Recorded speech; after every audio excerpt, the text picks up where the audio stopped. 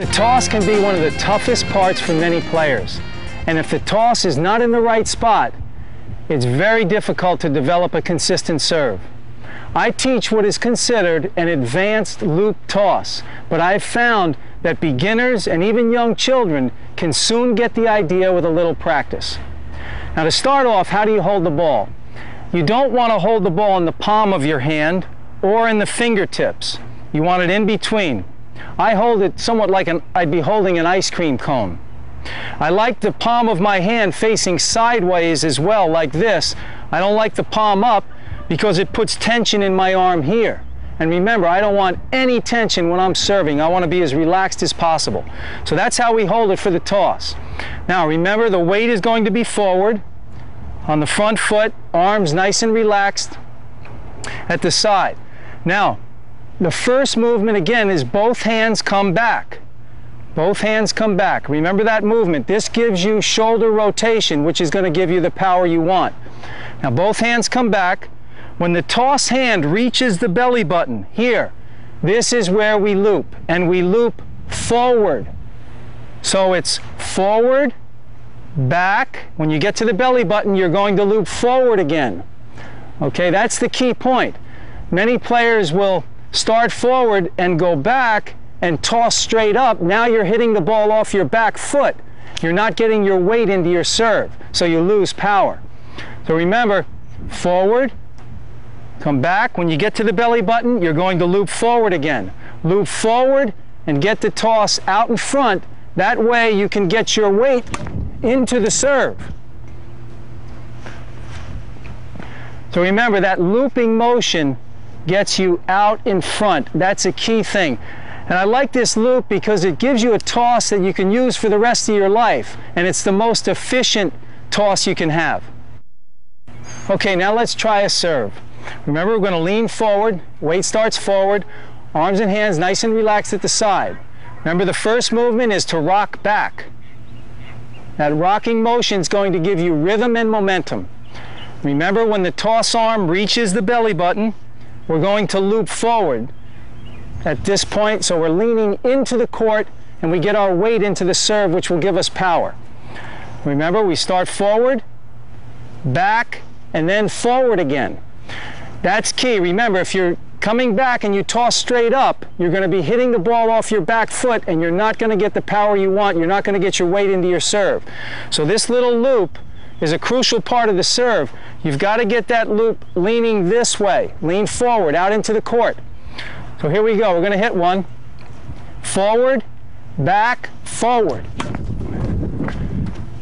Okay, so that's the idea. It's forward, back, forward. That's a subtle thing, and that's probably the toughest thing to get on this loop toss. But once you get it, you really have a much more efficient toss and something that will last a long time. So work on it.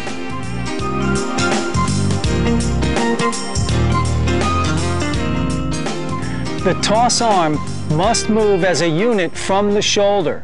You don't want to flick the ball up with your wrist or your elbow, and the ball is going to come off your hand with a lot of spin. You don't want spin on your toss. You want it to have as little spin as possible. Remember, if you're holding the ball with the palm of your hand facing sideways, the ball will come out nice and easy. All you have to do is open your hand. If you notice, this ball has very little spin.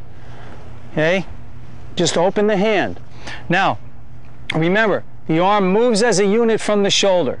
If the arm is moving, let's say at 10 miles per hour every time, and you're releasing at nose high, you're going to start to get a very consistent toss. So let me try one here. I'm going to move the arm as a unit from the shoulder and just open the hand.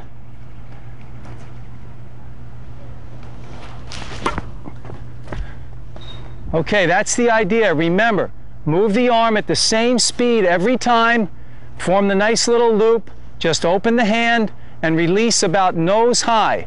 That way your toss is going to get very consistent, and that's what you need to develop a consistent serve.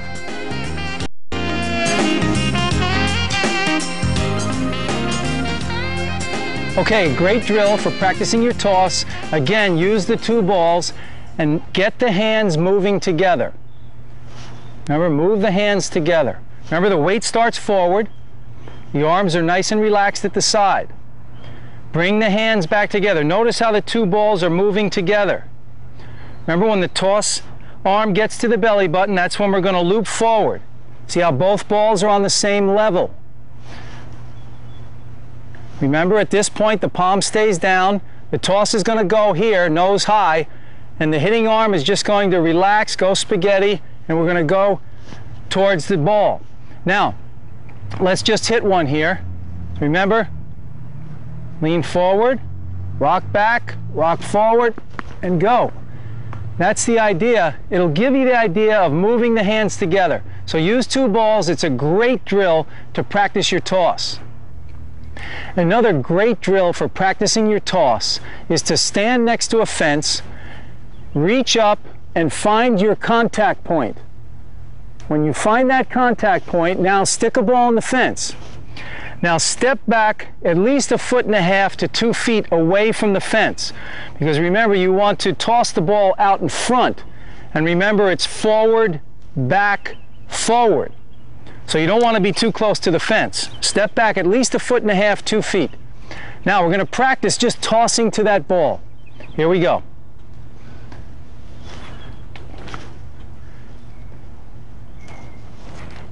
That's the idea. Just toss it to that ball.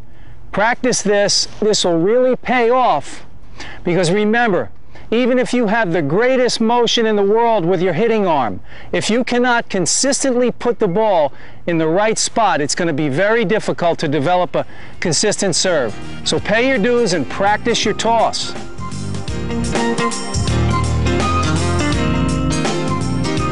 How high should the toss be? Approximately 27 inches out of your outstretched hand, the length of a racket. To the peak of your reach, in other words. There's a common myth that you need a high toss to hit your serve well.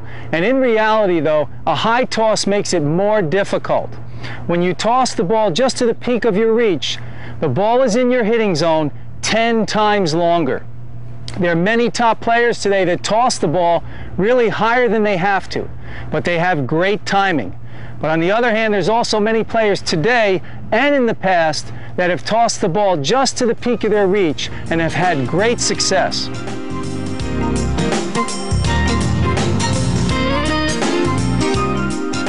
Many times when players are having trouble with their serve and they're hitting the ball in the net, their friend on the sideline says, "Toss the ball higher," as if it's a cure-all for everything.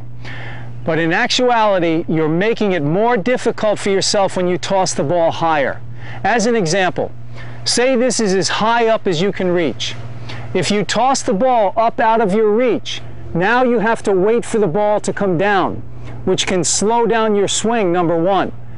Now the ball stops for a millisecond in midair and starts to drop at the rate of gravity. As it's dropping, it's picking up speed. Now here's your hitting zone. Now as the ball's dropping, remember, it's picking up speed, so it's going fast through your hitting zone. On the other hand, if you toss just to the peak of your reach, the ball stops in midair for that millisecond and starts to drop at the rate of gravity. But it's dropping slower here. And remember, this is a good place to hit the serve in the upper half of the racket. But remember, on a toss just to the peak of your reach, you have 10 times more time to hit the ball. Remember that. It seems like you're getting more time on a high toss, but you're not, because the ball's dropping through your hitting zone faster.